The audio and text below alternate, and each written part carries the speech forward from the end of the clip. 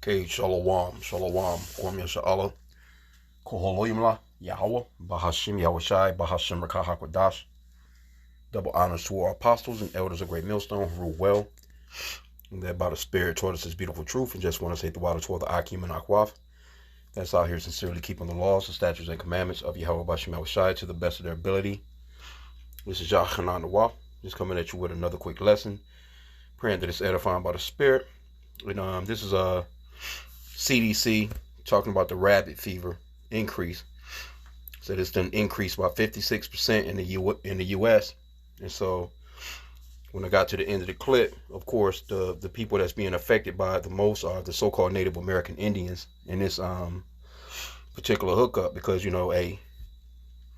Jake be eating all kinds of abominable shit, you know what I'm saying? Or, certain stuff you're just not supposed to eat, man, because the Lord, he gave us laws, statutes, and commandments and a dietary law, and our people don't run with that law. They feel as if they can eat anything because the Christian church is telling them that the Lord made everything clean, and that's just not true. You're not supposed to be eating rabbit, man. But let's play the video, and this is for educational purposes anyway, but it's the news, so it should be all right.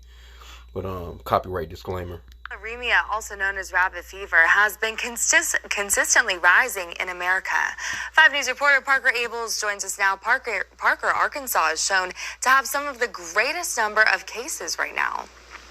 Yeah, Alexandra, tularemia has risen by 56% in the U.S. since 2011, with almost half of all those cases coming in Arkansas, Oklahoma, Missouri, and Kansas. I spoke with Dr. Laura Rothfield, the public health veterinarian in the state, to learn a little bit more about the disease and how it spreads.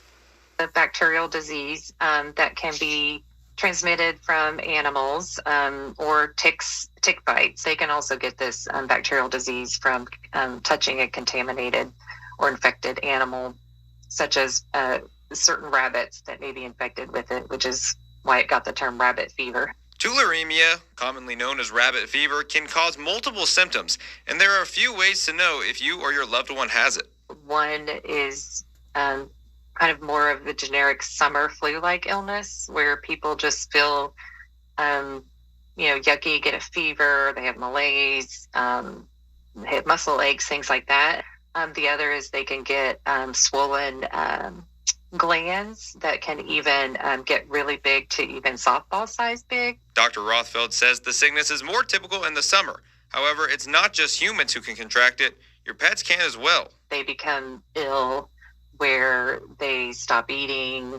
They don't want to do anything. Usually, that may be a symptom that the animal's got a fever, or if they've got a great big swelling that starts to grow on them. Whether it's you or your pet who has it, seek medical attention immediately. It is one of those conditions that you want to start treating sooner rather than later. Dr. Rothfeld says there are a few ways to prevent yourself from getting it. You want to use EPA registered repellents on your body and your clothing. If you see a lot of rabbits dying off, or you find a dead rabbit and want to move it or do something with it, to use precautions, use gloves and a mask and even goggles. The CDC report says Native American populations have a higher number of cases than other demographics, but the disease was most reported in children ages 5 to 9. Parker? So see, you notice how they said Native Americans? Because the so-called Native Americans are the children of Israel. They are, Gadites, basically, here in the Americas, man. The ones, not supposed to eat those particular things. But let's get on the scriptures on that. I know the Ak, he just he just had left me a message on something else that I left about food, but it's mainly, these people losing their damn minds at these fast food restaurants, man, just crashing out and shit over some damn curly fries being missing. No condiments. People just wigging the hell out, man, over food right now, man. Let's get the dietary law, because you're not supposed to eat anything with paws. Leviticus 11 and 27, and whatsoever goeth upon his paws among all manner of beasts that go on all fours, those are unclean to you. Whoso touches their carcass shall be unclean until the evening. So These are unclean animals to us. You're not supposed to eat those things, man. But in the South, you know, Jake eat a lot of that shit. You know, raccoon and, you know, all those walk on all fours. Those have paws, man. I've done lessons on this before. But it kind of reminded me when Aki sent me that message earlier. But and then I had this other one, so it made me think, you know, let me just go ahead and do something on this real quick. Here you go, right here. Look at this nasty, disgusting shit. It says savor Southern tradition, old-fashioned pig's feet recipe for comfort food lovers. Yeah, you need to comfort eat like that. That shit look disgusting, bro. Anyway, so they got, you know, of course, a full-fledged recipe for your ass, man. It says old-fashioned pig feet combine simplicity with bold flavors, slowly simmered with aromatic spices and seasonings. The meat becomes tender and deeply infused with flavor. For ain't no fucking meat. What fucking meat? I mean, you look like skin to me. Thick ass looking like fucking hippopotamus or something. Man, these people, man. It says, but this, you know, this is a Southern thing too, and this is what Jake done. You know what I'm saying? Pretty much. Look at this shit. They got a straight fucking recipe. Crazy, dude. Anyway. Yep, got the preparations and everything to this shit. Oh, man. Yeah, this shit will kill your ass, man. That's the reason why a lot of our people running around out here, man, with them big-ass flappy back arms and can barely walk, you know. And you see them all through Walmart because guess what? This time of the year, this is when they, you know, their New Year's bullshit. They break out their black eyed peas with that superstitious shit. And I have 4 to 6 of these foots in a big ass pot, or as big as they can get them. Jake be grilling these shits, man. Let's get the long swine. But see, Jake, you know, hard headed as hell. Jake don't want nothing to do with the law, statutes, and commandments. And you know, as you get older. And that's the Lord having mercy on you too, but that shit don't do you right, man. I mean, it's overall, that's the reason why a lot of our people have such bad health conditions, man. Eating a lot of abominable shit that the Lord told us not to eat. Leviticus 11:7, and the swine, though he divide the hoof and be cloven-footed, yet he cheweth not the cud, he is unclean to you. See? In Deuteronomy 14:8, it goes on a little bit further with it. It says, and the swine, because it divideth the hoof, yet cheweth not the cud, it is unclean unto you. Ye shall not eat of their flesh, nor touch their dead carcass. But they'll go to the scriptures in the New Testament and try and use Peter's vision as a means to, you know, eat all this shit, bro. It's not even necessary. It's too many clean foods out here that you can eat. And, you know, you don't have to eat this shit. It's too much other stuff out here, man. But Jake take it that far. And it's really, you know, comes from slavery in a lot of cases, you know what I'm saying? But Northern Kingdom and Southern Kingdom got it real bad when it comes to this oink oink, man. They gotta have it, you know? But there, with that comes a penalty, man. The Lord is gonna deal with our people for this shit. Let's get this one. Isaiah 66:17. They that sanctify themselves and purify themselves in the gardens behind one tree in the midst, eating swine's flesh and the abomination and the mouse. See, that shit is even compared with a mouse. Would you eat fucking mice? We know Moab, they'll eat any goddamn thing. Shall be consumed together, saith the Lord, Yahweh. So yeah, it's gonna be people really just think that, you know, oh, the Lord won't destroy you about nothing like that. Well, he clearly shows you through the bad health that you get from eating this shit. Yeah. So you best believe, hey, the Lord is gonna deal with people, man. That's into stuff like this, man. Hey, the Lord was serious about those laws, and He gave them to us for a reason. I done a lesson not too long ago on the swine, and it was like a AI generated hookup, but man, it was, you know, hey, it showed you really what the motherfuckers is like, man. I grew up in the South, man, so I seen people with you know, what they would call hogs on their land. Hogs were they, you know, I guess when they small, they piglets. But, you know, I'm talking about hogs, man. Some of these motherfuckers get the size of a goddamn small car, man. Seriously. And you just see how they would eat anything, man. They'll waddle with anything. They just a filthy, disgusting ass animal, man. And why would you want to put something in your body like that? And then Jacob actually cut this motherfucker open, man, and take his intestines out. After he done ate all the piss and shit and whatever else that he done ate, then you call yourself cleaning some chitlins. Jake ate chitlins, man. That's the reason why Jake's sitting around lethargic as hell right now. You pay attention to some of your people, they can barely move off the couch, man. All of them blowing the damn bathroom up. Sitting around, just can't, no energy. Anyway, just a quick little lesson, man. I wanted to touch on that. Because, there are some newcomers that come into this truth, man, that actually don't know these things, Like, you can't use Peter's vision, because that Peter's vision was going off into where it talks about calling no man common or unclean. Let me see. That was going off into him meeting up with people that were considered to be unclean, at the time, with the Israelites. Because the Jews, they didn't deal with other Israelites like that. The Gentile Israelites, they didn't deal with them like that because they ate every damn, all kinds of abominable shit. They lived abominable lifestyles. They just didn't care about the law, statutes, and commandments. So they was pretty much put away.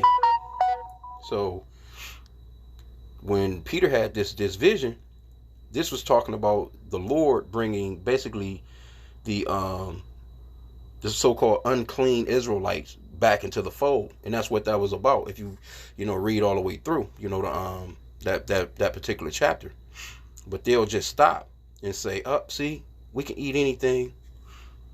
Here we go, right here in Acts chapter 10. This is where they pretty much get their basis for eating anything at, right here. And there's a couple other scriptures that they use, but this is a big one. Because, see, this is going off into Cornelius. Cornelius was an Israelite,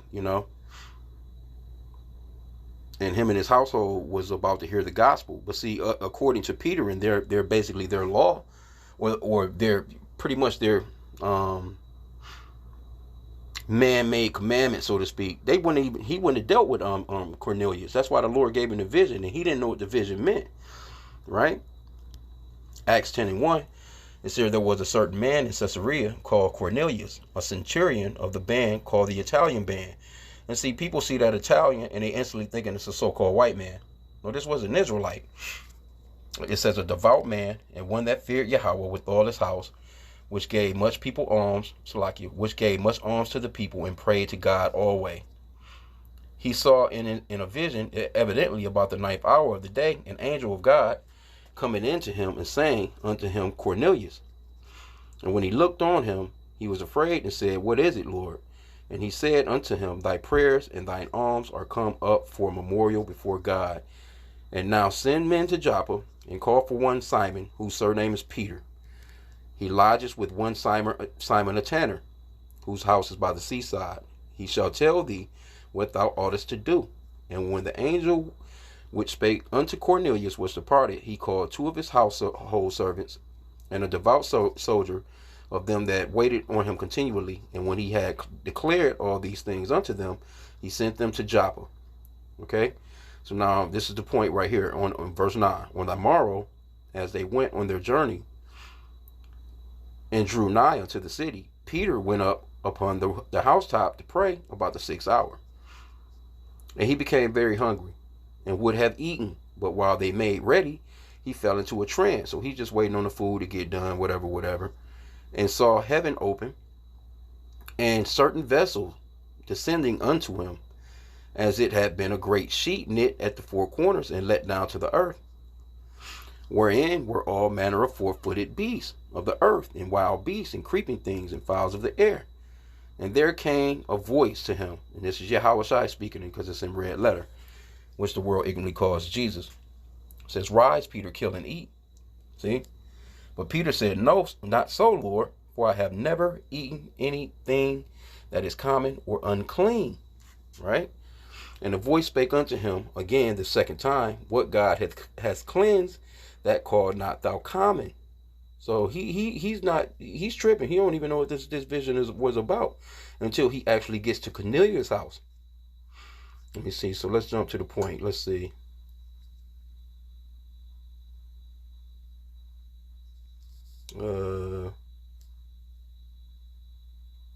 Verse 23. So these men, they've made it there. They've invited Peter back to the centurion's house, right? It says, then called he them in and lodged them. And on the morrow, Peter went away with them, and certain brethren from Joppa accompanied him. And the morrow, after they entered into Caesarea, and Cornelius waited for them, and had called together his kinsmen and his friends, and near friends, Salakia. And as Peter was coming in, Cornelius met him, and fell down at his feet, and worshipped him. But Peter took him up, saying, Stand up, I myself also am a man. And as he talked with them, he went in, and found many that were come together. And he said unto them, here's the point right here, ye know how that it is an unlawful thing for a man that is a Jew to keep company, or come unto one another nation. But Yahweh hath showed me that I should not call any man common or unclean. That's the point. Because he was coming before people that was considered to be somewhat of outlaws, so to speak, you know what I'm saying, or outside the the temple, so to speak. They wasn't showing up, they wasn't a part of the so-called Jewish rituals, because Peter and them, they kept the laws, to the best of their ability at that time. They was experts in, the synagogue and things of that nature, but you had people, that Israelites, that wasn't. And that's the thing with this truth that's going on right now. When you see brothers out on the highways and byways and they're doing lessons, what they're doing is, by the Spirit, they're teaching the words of Yahweh B'Shem Yahushai, and the words of Yahweh B'Shem Yahushai is drawing in his elect, the people that he wants to hear to hear the scriptures. But guess what? When we calling ourselves Americans, blacks, Hispanics, Native Americans, Haitians, Jamaicans, Latinos, all these different things. So, and again, I just wanted to just bring this out because it's important, because people will see this up here. They'll see the very first part right here, where it says, see, the Lord said, rise, Peter, kill and eat. So they think that they can eat anything, man. But I mean, come on, bro. Come on, man. It's common sense, bro. The average so-called black woman, she'll tear some goddamn pig feet up, but she ain't gonna eat no skunk. Let's be real. Let's be real. She'll tear some goddamn chitlins up, but you think she gonna eat the dog? Well, it's gonna come a point where a lot of people gonna be on that tip though, because it's gonna be the food gonna be scarce, man. And I've been doing a couple of little videos when I see them on these big ass women, mainly. Matter of fact, it was another dude. It was a dude yesterday. Well, yeah, they ended up arresting his ass. He's so pissed about his order. He choked up a teen, man. The little teens, man, they just work in little fast food restaurants and shit. They don't give a shit about nothing, man, except for, having their little iPhone, their little trinkets, their little PlayStations, and, your teenagers, man. They the first job. And here you go, some grown-ass man, he hops out of his fucking car and pins the guy up, against the fucking wall, man, by his neck, choked him out, damn near, and over some food. Not thinking that, okay, this could be my child, or this could be my nephew. But people out here acting a goddamn fool, man, about this food, man. So just think when shit really hits the fans, man. But I wanted to touch on this right here, though, because our people, are into a lot of abominable shit, man. Damn pig feet. Look at this disgusting shit. But this right here really caught my eye, though, yesterday. I peeped that yesterday.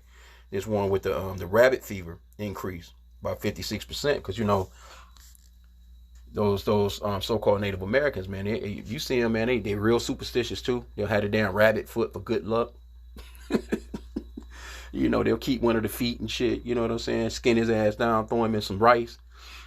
Don't even make it home with the motherfucker. A lot of the times here, they'll build a goddamn fire right where they are, man, and roast that, man. Get down right off the jump. But anyway, I just wanted to touch on this. I pray that the lesson was edifying with that. Kwam Yashala. Bible Boy.